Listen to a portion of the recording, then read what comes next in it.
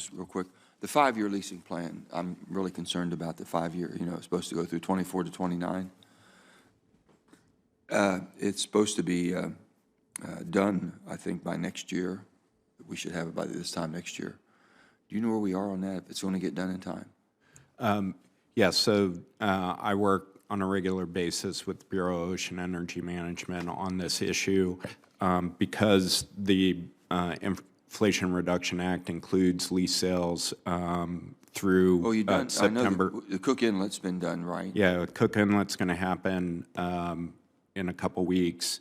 Before the end of the year, we'll have a March lease sale in the Gulf of Mexico and then a September lease sale, and we're working towards finalizing the plan based on that schedule. Yeah, they all know the urgency of that and how important it is, basically, for us to have continuing production that we're truly dependent upon. Used guidelines, references called preference criteria of how you decide acreage will be offered onshore leasing. I think is what you all put out. It's important and helpful for both oil and gas developers and public to know the BLM has a clear and consistent criteria for deciding. However, what we're understanding is that basically any acreage, even though it has high potential, gets designated as low priority if it's not close to an existing oil or gas field. Is that accurate?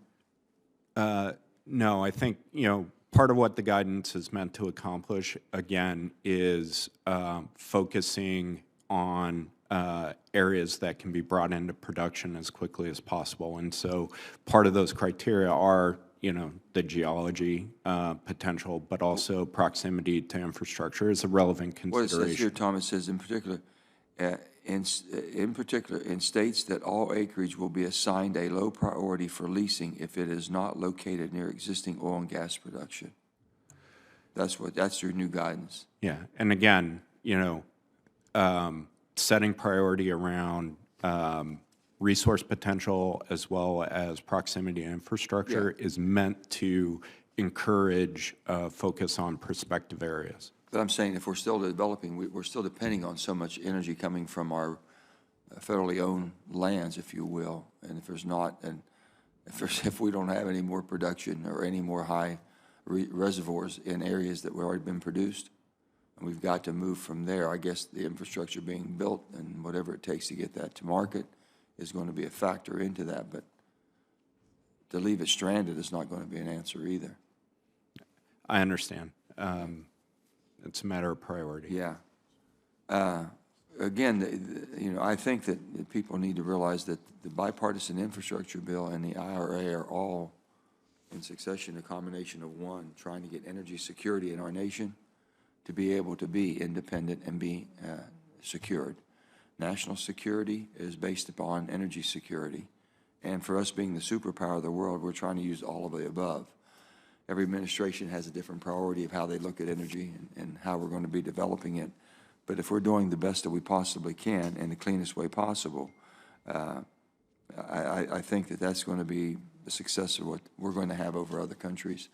I'm concerned about when I see what happened in Europe right now, especially with Germany.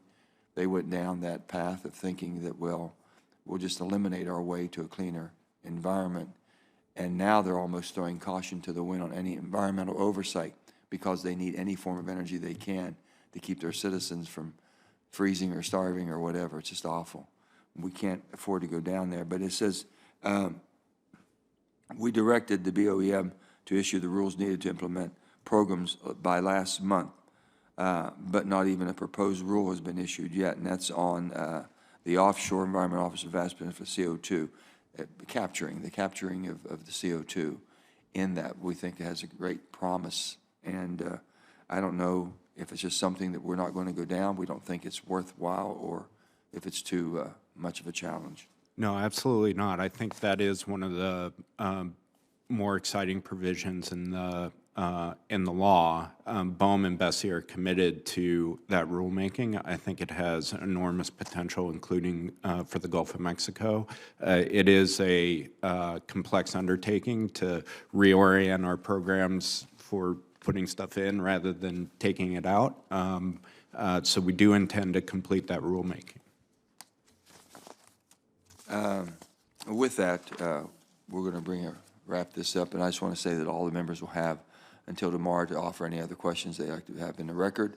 And we just want to thank you for coming and being, I think, very informative and very direct. And I think there's still some couple concerns you might have to follow up with some of the senators that had questions with you today that have not got adequate answers or timely answers. If you could do that, be greatly appreciated. And with that, committee is adjourned.